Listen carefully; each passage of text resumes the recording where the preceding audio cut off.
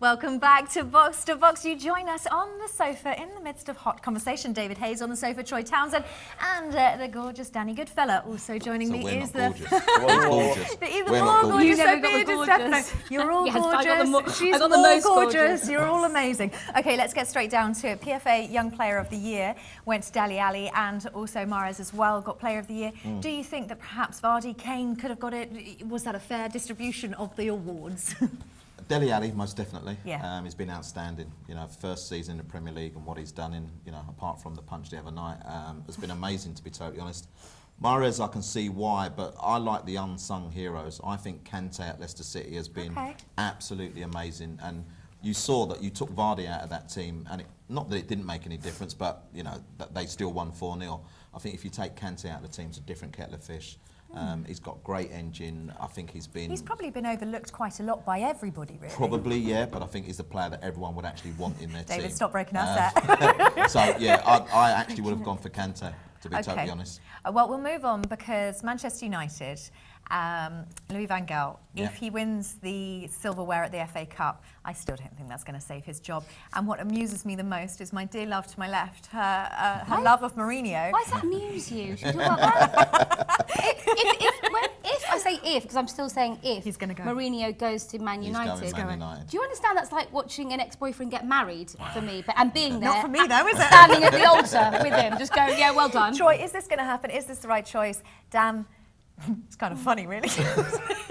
For me, it should have happened. It should have happened ages ago. Yeah, I think Man United would have been probably competing at the top. He's always wanted to go there. Yeah, he's always wanted to go there. Sorry. I think they are sceptical. He was at another club Mourinho. for a while, you know. Yeah, I think they are sceptical of having Mourinho. The way he plays, is that the way that he plays, the way that he manages, the way that he just does things his own way. I think they're a little bit worried about that as the tradition of Man United. Yeah, I think with Man United, it's a lot like with Arsenal. They're not as good as they think they are anymore. They have completely gone.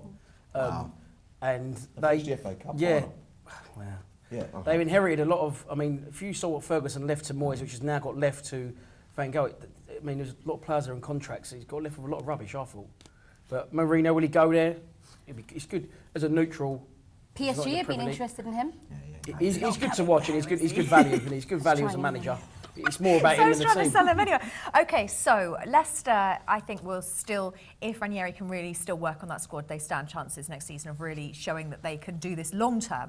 Spurs, maybe, but I think the clubs are going to spend big. Man United just dismiss Spurs out of it. Spurs, maybe. Well, yeah, let's move on. No, I think this could be a bit of a one-chance season for Leicester. So do I. But I think Spurs definitely will build on this. They have the most promising youth squad in the league for me, and the manager. But have they not just missed their chance? Because Man United, Chelsea, they're going to spend big, and then Spurs are going to be back down the bottom. They've missed an unbelievable chance, but not the bottom, I think, the bottom like of you that, say, top four. they're building the ground from the ground upwards. I think with Leicester, it's going to be really difficult because they've never competed in the Champions League before, and there's going to be massive expectations on them now. Chelsea will come back, Arsenal will come back, but flat to deceive as they always do. Not sure about Man United just yet, but it will be more competitive. City will be competitive. Yeah. You know, so it will be more competitive. And I don't think we will see the order of play that we've got now next season. So in terms of the youth academies, we're seeing younger Spurs really have worked that out very well. But there's a lot of clubs out there, particularly. Well, definitely. I actually did a show on the Chelsea fans channel this week, and we were saying how poor Chelsea are in terms of their youth system. A lot of the youth players, Dom Solanke, another player, a young youth player is Quinoa or something. He's gone off to West Ham. Oliena, he doesn't want to necessarily. Because there's no pathway. There's no. We have a really poor youth structure at the moment. You haven't got a poor youth structure. You just, don't trust them to go to the next level. Dan, talk to me, because Neil Harris has brought that back. Yeah, Kenny Jackett got rid of the academy. Neil Harris brought it back. And through that, you know, we've had a lot of good talent come through. I mean, I know we bought Jordan Archer from Spurs, but good young player. Ben Thompson, Marlon Romeo, all coming through. Liam Philpott. David, what's in place for boxing for young boxers wanting to get in? Is it the same as what we see? Is it as advanced as we see in football? Boxing, you have an amateur set up, the Amateur Boxing Federation. It's a great sort of grassroots structure that gets kids from the age of 10 and 11 You had a lot of success in yeah, you know, they have a lot of amateur clubs around the country, and it's literally just down to the individual. It's not so much how good the gym is, it's down to how good the kids are in that gym and how much they want it. It really does. You can have all the facilities, all the best coach in the world. If your kids don't want to produce the goods, they won't. That's why, you know, if you get a bunch of rich kids, for instance, a bunch of kids who live in mansions and got nothing to fight for, fighting to go into some cancer states where these kids are really going to try to do what they can to get out of it, you know who's going to win that. You know who's going to win those fights. So it's all about the individuals. That's why boxing, going into some of the suburbs in Manchester and London, you get some really good young talent coming through. And it's just down to the individual. Okay. Talking of fights and battles, relegation. Yeah, there's quite a battle going on there. Onto that, and we will get onto that. But before, because we've been lucky enough to talk to James DeGale. Oh, we have. Well, being this one, she gets out and about more than I do. Every little chat with us. Go on, let's hear from James DeGale now then. You've not actually fought in England since 2014, but does that bother you, or is that sort of a bigger picture? It bothers me a little bit because I want that homecoming. I want to box in my home city in front of my own people. But that's coming, trust me. If I get through this one, my next fight will be in September at the O2 in London. Talking about this one, Medina, he's got 30 knockouts out of 36 wins. It's not a bad, obviously, record, but he has had 6 losses, so he is beatable. Is there anything you see in him at all as a threat? If I'm being brutally honest, no. Listen, he's a typical Mexican. Tough, strong, in your face, he loves the fight. So really, he should make me look good, because styles make fights. But I've got to go in there fully focused, fully switched on, and go in there and do a job, really. Now, you're on the same card as Badu Jack, who's fighting Butte, who you beat, which is obviously a bit of a bizarre concept for you to obviously, but is there, obviously, and the winner of that fight is mandatory to then fight you for a unification title, so it is huge. Do you have a preference, firstly, who you want to win, and who do you think will win? I want Badu Jack to win because I beat Usain Butte, and if he comes over to London and fight me again, I'll beat him even better. And I'd rather box someone else. So I want Badu Jack to win. I think me and Badu Jack's a very interesting fight, intriguing fight, and a close fight, but I'm confident of winning and looking good against him. So hopefully that will be the unification fight here in London in front of your home fans. That's the dream, right? That is the dream. As I say, you grow up watching fighters being lifted after the fight with their 2 belts wrapped around them. And that's what I want. And trust me, that's what I'm going to get. Oh, we can't wait. All the best. Thank you. Thank you. Now everyone's asking what he was talking about. Go on then, so tell us what he was talking about. Hear him. Basically, obviously, his next fight is Medina. It's his second defence of his IBF world title over in Washington again, so he's good at travelling. Also on that same card is Badu Jack, and is fighting Lucian Butte, who James DeGale beat.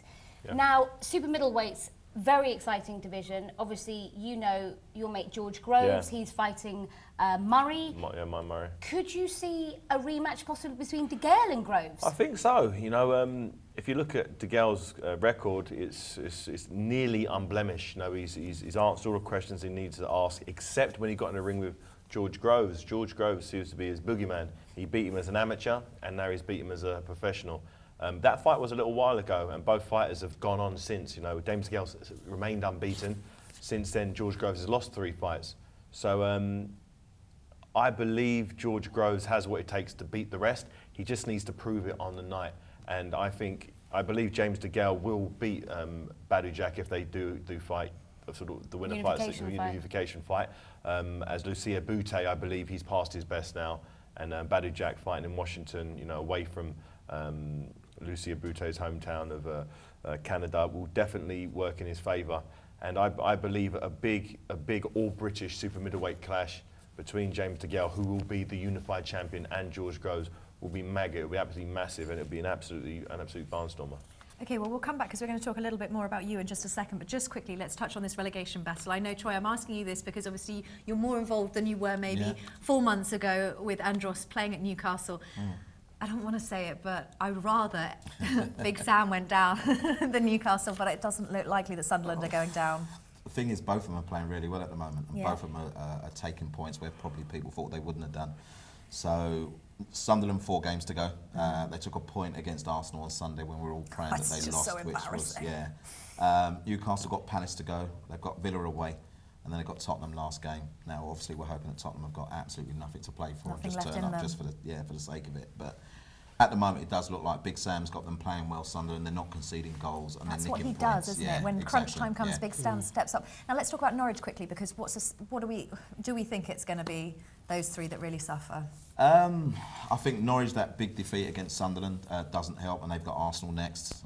Again, we can. Well, you never quite know what Arsenal side you're going to see, do you? It's difficult because I think the momentum now is with Sunderland and Newcastle, and Norwich are now looking over their shoulder, thinking, "Wow, okay, we've not won the last big one. We'll probably drop back in now."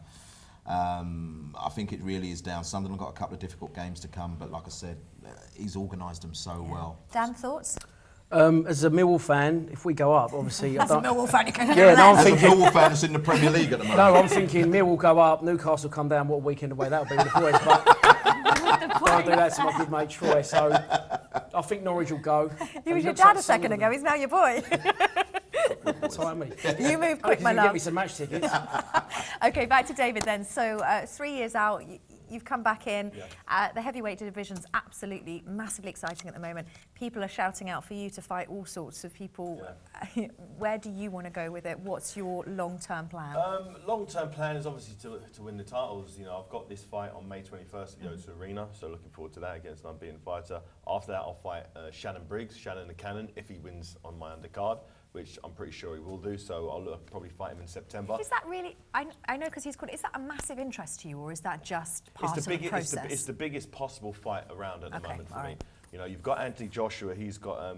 Right, so this is the one Troy wants to know, everyone wants to know. Joshua's just won the IBF title, a title that was taken away from Tyson Fury, because Tyson Fury didn't fulfill his mandatory obligations, so he started off with 3 belts.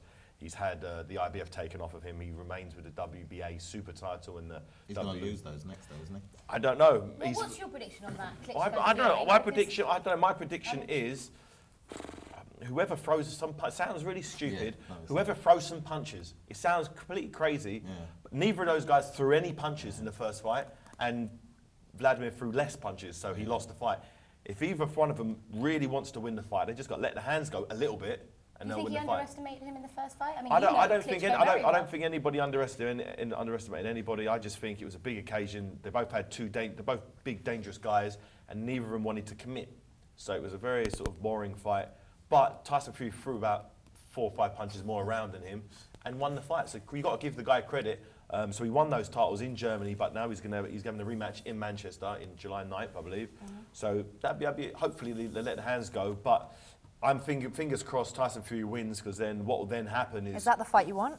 Not necessarily. It's not a fight that I believe I'll have, because if Tyson Fury wins that fight and retains his titles, he'll then fight Anthony Joshua. Okay. Definitely. Yeah, as far as I'm aware, that's the biggest fight that those two could have, and it's a fight that Anthony Joshua will be confident of winning, because Anthony Joshua already bashed Tyson Fury up in sparring, so he's and Eddie Hearn and Sky would definitely want that fight. Okay. So that fight would happen this year, probably November. Then next year, I can then take all the titles off, whoever wins that fight. So it's just a little bit of a waiting game. A little bit of a waiting game, but it's all good. I'll keep myself busy in the meantime. But you're back because you want the titles, yeah, right? and it'd be nice if I've only got to beat one guy from all. Okay, so we've got to wrap up in a moment, but we're hearing...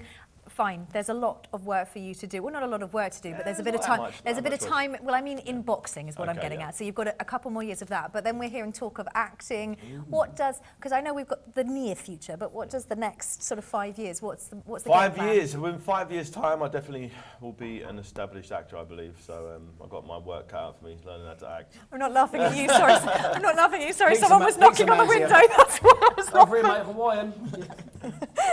So acting's something that you are interested in? 100%, but all focus has to be on being an athlete and winning boxing matches and winning titles. Once I've achieved my goals as a professional boxer, I'll then move into the acting realm.